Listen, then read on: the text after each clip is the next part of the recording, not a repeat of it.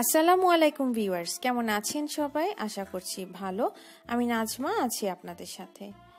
আজ আমি আমার ভ্লগটি একদম সকাল থেকে শুরু করেছি। একদম সকাল বলতে সকালে ঘুম থেকে উঠেই আমি মূলত আমার ক্যামেরাটা অন করে দিয়েছি। তো আজকে আমার দিনটা খুব একটা ভালো বলবো না, কেন একটু পরে বলছি। তো এখন যখন আপনাদের সাথে ফুটেজটা শেয়ার করছি তখন বাজে সকাল 9টা। আজকে আমার অফিস বন্ধ ছিল কারণ অনেকেই হয়তো জানেন গতকাল আমাদের ফ্রেশার্স রিসেপশন পার্টি ছিল, ওটার জন্য আজকে কলেজ বন্ধ। তবুও কলেজে যেতে হয়েছিল যেহেতু আজকে 25শে মার্চ গণহত্যা দিবস। এই উপলক্ষে 10:30টায় কলেজে একটা ছোটোখাটো অনুষ্ঠানের আয়োজন করা হয়েছে।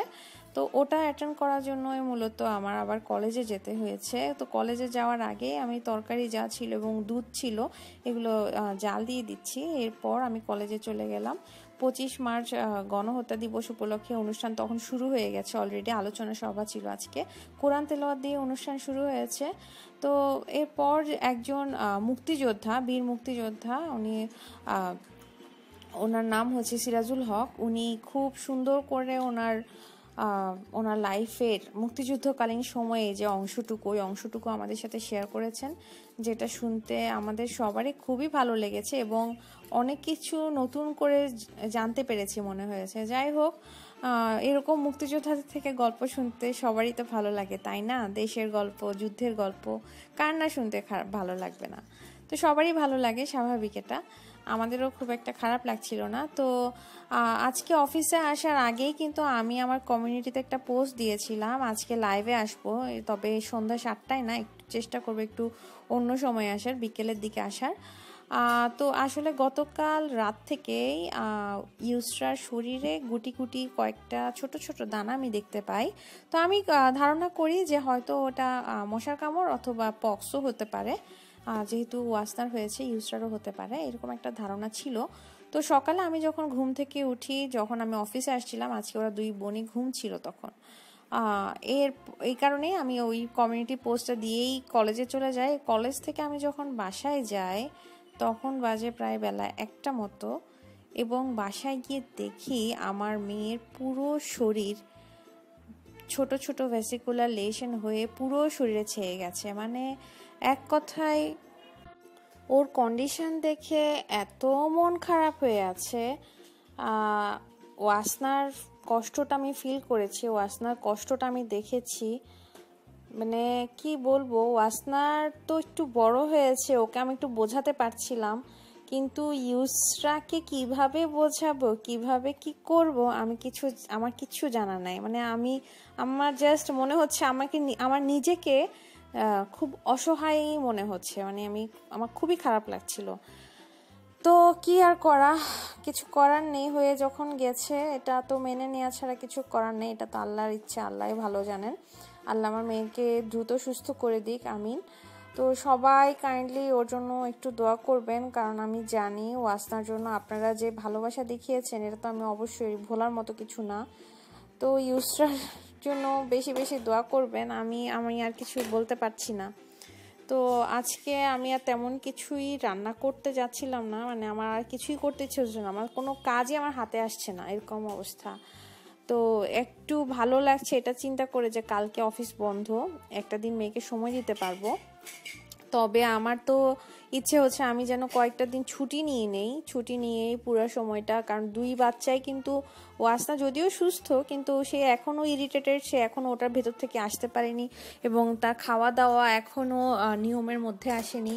তো সব মিলিয়ে চেষ্টা করছিলাম বা ইচ্ছা ছিল ছুটি নেওয়ার, কিন্তু স্টুডেন্টদের কথা চিন্তা করে মনে হয় না আমি ছুটি নিতে পারবো। আসলে স্যারও আমাকে ছুটি এই মুহূর্তে দিবে না, কারণ ওদের যেহেতু সামনে আমাকে মনে হয় না। আর ওদের ব্লক পোস্টিং এর সামনে আমাদের সাথে, মানে আমাদের ডিপার্টমেন্টে ওরা প্রায় 10 দিন মতো ওদের সময় কাটাবে ওরা পড়াশোনা নিয়ে। তো এই কারণে সব মিলিয়ে ছুটি হয়তো মানে ম্যানেজ করতে পারবো না, জানি না, আমি চেষ্টা করব তবুও। তবে যাই হোক, কি রান্না করেছি আজকে দেখছি আমার বাসার একেবারে সিম্পল খাবার দাবার। আজকে আলু ভর্তা করেছি। তো আলু ভর্তাটা করেছিলাম আসলে ইউসরার জন্য, আমি আলু সিদ্ধ করেছিলাম। তো ভাবছিলাম ও মাঝে মধ্যে একটু লবণ দিয়ে আলু মেখে দিলে খাই, কিন্তু আজকে দেখি কিছু খেতে চাচ্ছে না। আমি বুঝতে পারছি ওর খারাপ লাগছে। আর সাথে আপনারা তো অলরেডি তরকারিটা দেখে ফেলেছেন, শসা রান্না করছি ডাল দিয়ে, ছোট চিংড়ি দিয়ে। তো ও শসা খুব একটা খায় না, এই কারণে আমি চিংড়ি ইউজ করেছি, আদারওয়াইজ আমি চিংড়িটা অ্যাভয়েড করতাম। আর মাছ ফ্রাই করছি, ও মাছটা একটু পছন্দ করে, এই কারণেই মূলত মাছটা আজকে ফ্রাই করছি। তো দেখা যাক খাই কি না। আশা তো করছি খাবে, কিন্তু মানে আশা করেছিলাম খাবে, কিন্তু আসলে কিছুই খাইনি। তো শেষ পর্যন্ত আমি ডিমের জাস্ট কুসুম দিয়ে ওকে একটু ভাত খাওয়ানোর চেষ্টা করেছি। ভাত খাইনি, কিন্তু ডিমের কুসুমটা একটু খাওয়ানোর চেষ্টা করেছি আর কি। তো ভাবছিলাম কি করা যায়, সব মিলিয়ে মনটা এত খারাপ। আমার বাসায় ফোন দিলাম, বললাম সব কিছু। তারপর ওদের মানে আমার শ্বশুর বাড়িতেও জানে এখন যে ইউসরা সিক। সব মিলিয়ে ভালো লাগছে না, খুবই খারাপ কন্ডিশন। তো যাই হোক, তরকারি রাঁধতে রাঁধতেই আপনাদের সাথে একটু বলি, যদি আমার ভিডিও এবং আমার চ্যানেল আপনাদের ভালো লেগে থাকে তাহলে প্লিজ সাবস্ক্রাইব করবেন। সাবস্ক্রিপশনের পর নোটিফিকেশনের জন্য বেল আইকনটি বাজিয়ে দিবেন, এতে করে আমার ভিডিও সবার আগে পৌঁছে যাবে আপনার কাছে। আপনারা চাইলে আমার সাথে ফেসবুকে কানেক্টেড হতে পারেন, বাংলাদেশি ব্লগার মম এই পেজটিতে, অথবা ব্লগার নাজমা এই আইডিতে। আশা করি সবাই ভালো থাকবেন, আমার সাথেই থাকবেন। এবং আমার কমেন্ট সেকশন এখনও ডিজেবল, এটা আপনারা সবাই জানেন। তো অনেকে বলছেন যে প্রথমে তো কমেন্ট করা যায়, আসলে প্রথম দেখা যায় অনেক সময় প্রথম হাফ অ্যান আওয়ার কমেন্ট ঠিক থাকে, পরে আবার ডিজেবল হয়ে যায়।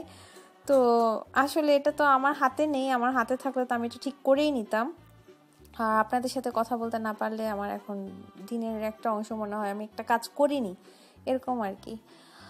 তো মাছ ভাজা হয়ে গেছে, মাছ দিয়েই আজকে আমরা মাছ আলু ভর্তা, মানে একেবারে মাছে ভাতে বাঙালি যাকে বলে, আজকে একদম ভর্তা, মাছ এবং শসা সব মিলিয়ে একদম পারফেক্ট খাওয়া ছিল আমার জন্য। তো গতকাল যেহেতু কলেজের প্রোগ্রাম ছিল, খুবই হেভি খাওয়া দাওয়া হয়েছে।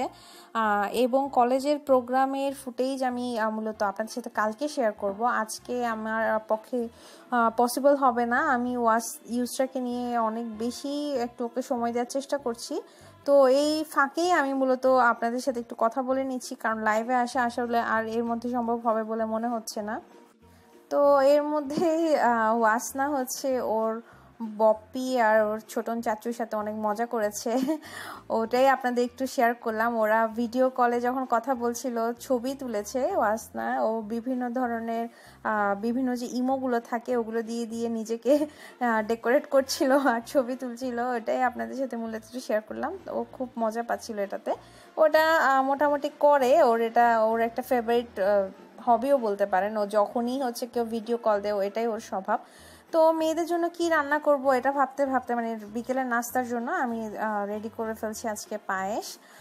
আজকের পায়েসটা আমি করার জন্য আপনারা অলরেডি একটু আগেই ফুটেজে দেখেছেন, আমি চাল ভিজিয়ে নিয়েছিলাম। চাল ভিজিয়ে ওটা কিন্তু আমি হামানদিস্তাতে দিয়ে একটু গুঁড়ি করে নিয়েছি, আধা ভাঙা করে নিয়েছি এক কথায়। এরপর সাগু দিচ্ছি, কারণ সাগুটা দিলে টেক্সচারটা একটু ভালো আসে মনে হয়। এরপর দুধ নিয়ে নিয়েছি 1 লিটার, দুধটা ভালো করে গরম করে ওখানে আমি গুঁড়ো দুধ অ্যাড করেছি। তো চিনি কিন্তু এখনই অ্যাড করা যাবে না, এখনই যদি চিনি অ্যাড করে তাহলে হচ্ছে এগুলো ভালো করে সেদ্ধ হবে না, সেদ্ধ হতে অনেক সময় নেবে। তো এই কারণে চিনিটা পরে অ্যাড করব। এখানে সাবুদানা দিয়ে দিয়েছি এবং চালের যে আধা ভাঙা চালটা ছিল ওটাও দিয়ে দিয়েছি। তো পায়েস মানেই হচ্ছে নাড়াতে হবে, এর বাইরে কিছু না, এটা হচ্ছে কন্টিনিউয়াস প্রসেস, এটা কন্টিনিউয়াস নাড়াতে হবে।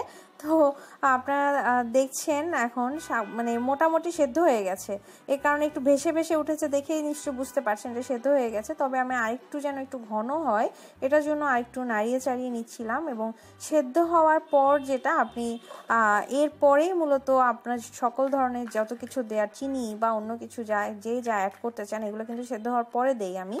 তো লবণটাই আমি আগেই একটু অ্যাড করে দেই, লবণে তো তেমন কোনো সমস্যা হয় না। এখন আমি তেজপাতা, এলাচ আর দারচিনি দিয়েছি, এরপর চিনিও আমি অলরেডি দিয়ে দিয়েছি।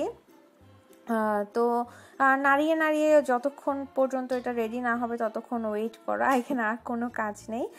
পায়েস আমার মতে বাচ্চাদের জন্য তো একটা গুড ফুড, তো এই কারণে আমি পায়েসটা রেডি করছি। আমি জাস্ট ওয়াসনা ইউসের কথা চিন্তা করেই কিন্তু এটা আজকে রেডি করছি। তো আপনাদের বাচ্চারা যারা কিছু খেতে চায় না বা বিশেষ করে অসুখ অসুস্থ হওয়ার সময় থেকে শুরু করে অসুস্থ হওয়ার পর পর্যন্ত কিন্তু বাচ্চারা কিছুই খেতে চায় না। তো ওই সময়টা আসলে আমাদের যেটা করা উচিত বা আমি যেটা করি ওটা হচ্ছে প্রত্যেক দিনই এক একটা ভ্যারাইটি অ্যাড করা ওদের খাবারের মধ্যে, আর এমন কিছু রেডি করা যেটা ও খেতে পারবে।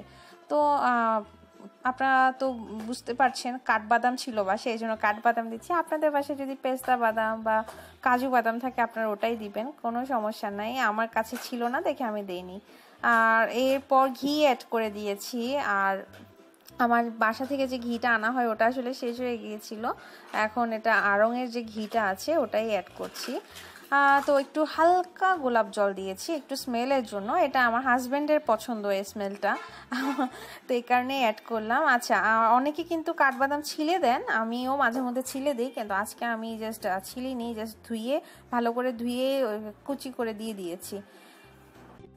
তো মোটামুটি আমার পায়েস রান্না হয়ে গেছে। পায়েসটা ইউসরা তেমন একটা খাইনি, ওয়াসনা মোটামুটি পায়েসটা খেয়েছে আলহামদুলিল্লাহ। তবে কি বলবো, এটা নিয়ে আমার মনটা খারাপ আছে। সবাই আমার মেয়ের জন্য দোয়া করবেন। চেষ্টা করব রেগুলারলি ব্লগ আপলোড করার। কালকে থেকে আমি আমার প্রোগ্রামের ব্লগ আপলোড করব ইনশাল্লাহ এই রেগুলার টাইমেই। তো আমার 2 তলায় একটু পাঠাচ্ছি, 2 তলার ভাবির কাছে, পাভেল ভাইয়ার ওয়াইফের জন্য একটু পায়েস পাঠিয়েছিলাম।